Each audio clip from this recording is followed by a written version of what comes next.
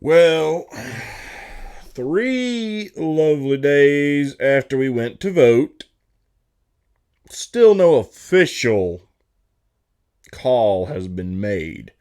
However, some outlets actually have. They're saying Biden is going to be the next president of the United States. Kind of what I figured was going to happen. But I kind of thought, like, look.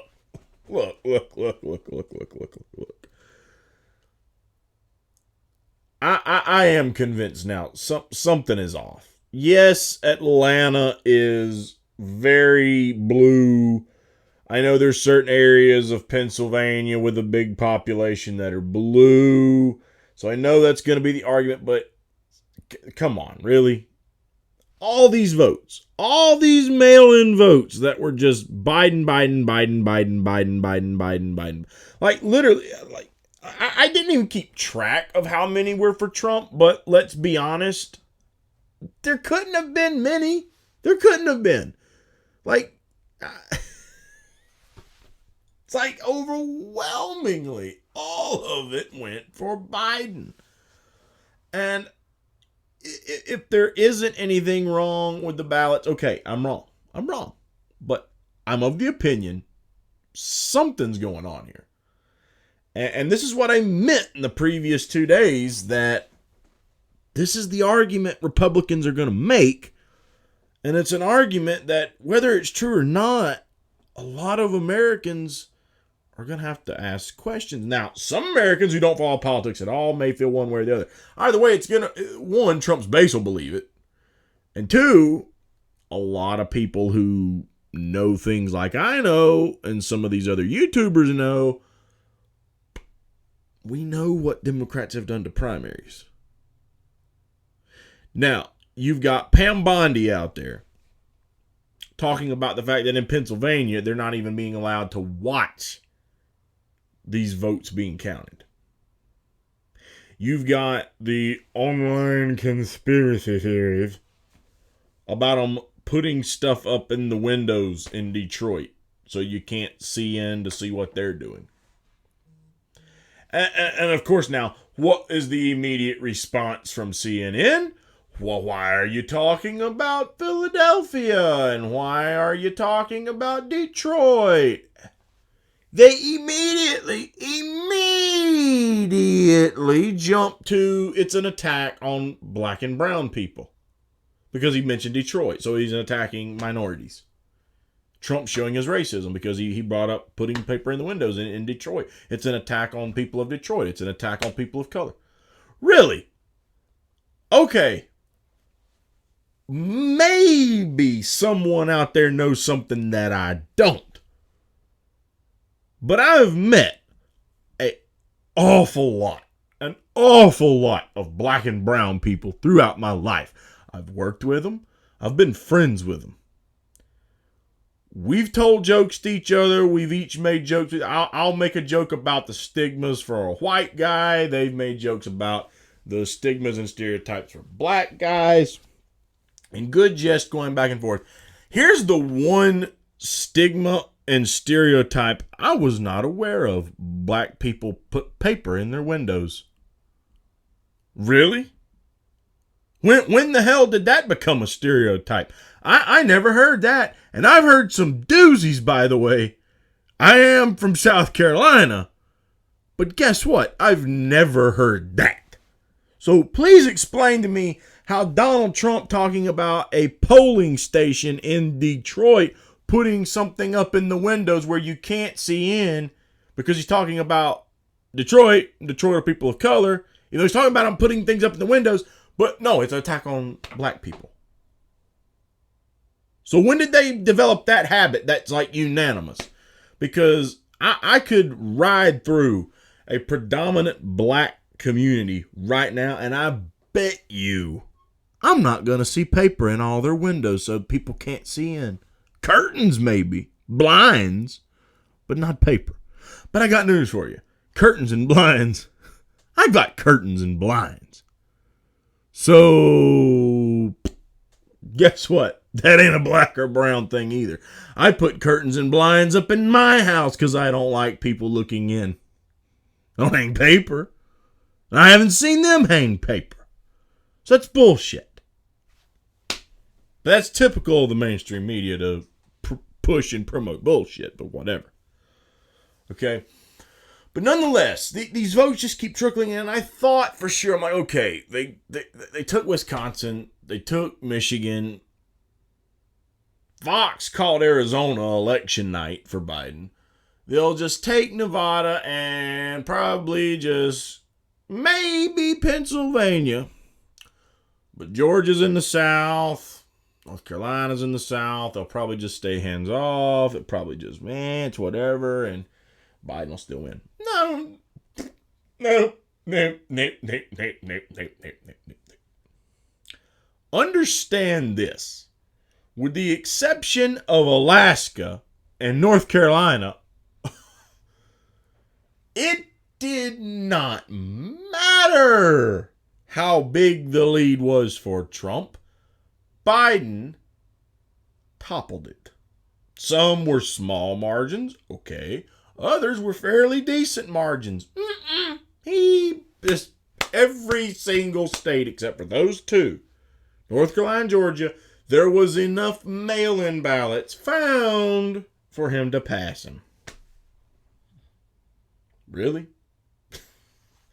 And all these were mostly Biden ballots, yet it's taken you carry the 2, divide the 4, multiply the 9, 3 fucking days to count them.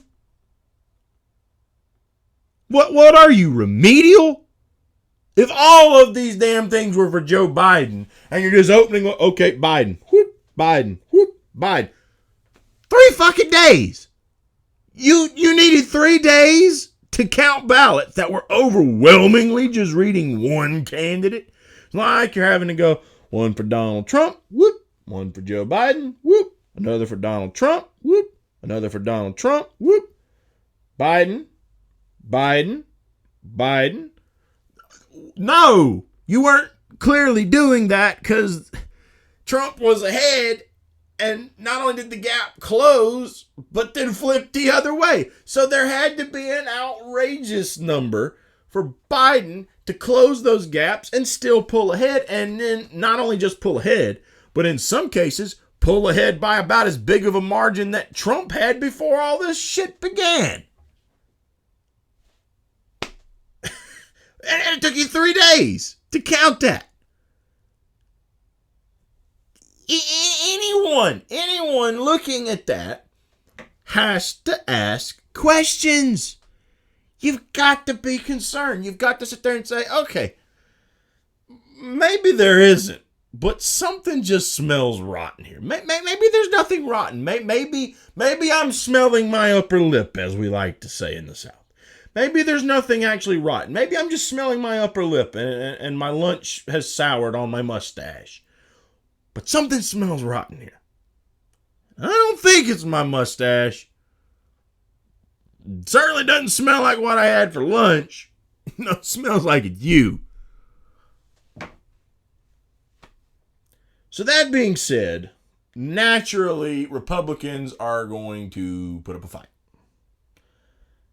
How well the fight goes, don't know. How successful will their fight be? I don't know. But what is the best case scenario that could come out of this? Well, I've already said there's no good outcome that's going to come from this. And I don't believe there is. And let me explain to you. What I'm about to lay out, in my opinion, is not going to still be a good outcome. But it is potentially the best outcome out of a list of terrible outcomes. Here's what I say. Let's say this goes to the courts. The courts can either uphold Joe Biden's win, which is pretty clear it's going to happen, or they can reverse it. Or here's what I'm thinking. Now, my problem with what I'm thinking here is I don't know if the court can actually order this to happen or not. I would think, but I don't know. So if someone knows if this can even be done, I would love to know. Here's my solution to this whole fucking thing. And it ain't hard, it ain't complex. Sometimes it just takes a simpler mind to have the most common sense, I guess.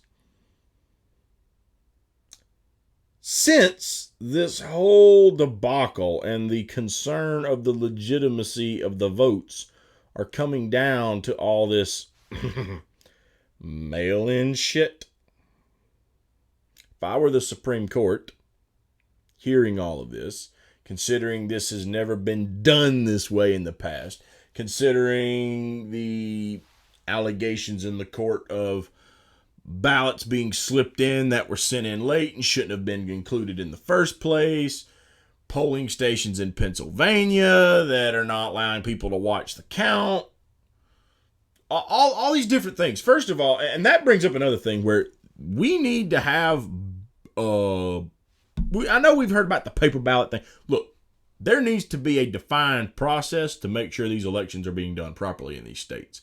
People have to be allowed to watch. Like that's something I don't hear many people talking about, and hearing this makes me extremely concerned. So paper ballot and all that being one thing, no, this needs to be addressed yesterday. People should not be able to just count these ballots behind closed doors without any kind of supervision if that's taking place. And apparently this is like state decided. Well, fuck that. Federal election, yeah, there's state people on the ballot too, so maybe I'm not for federal government overstepping their bounds. I'm for states' rights, but if states are trying to set up crooked elections, no, fuck you. No, you're going to have a fair election. Whatever. That's my take. But that being said, if I were the Supreme Court, or any court, this is what I would do. Redo the damn election. Seriously. And this time, go vote the way you used to.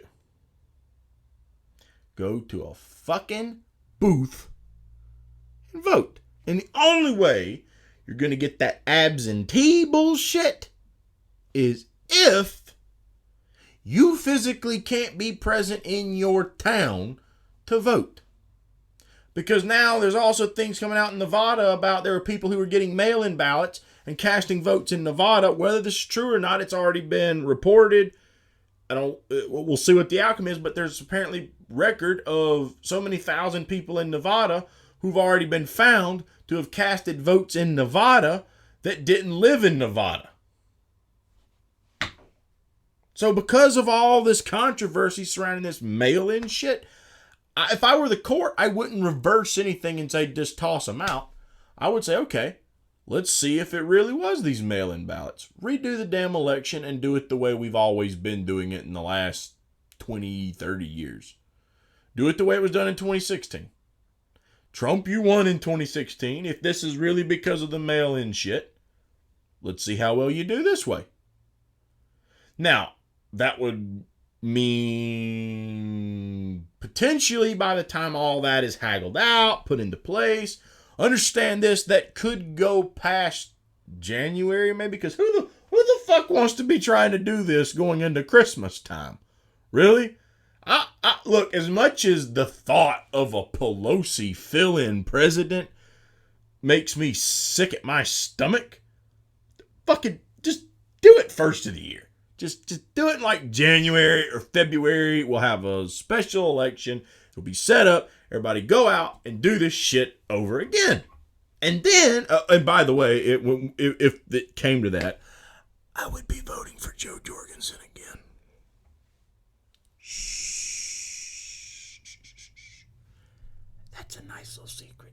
I still wouldn't vote for the Democrat or Republican because they can kiss my ass. Still wouldn't do that.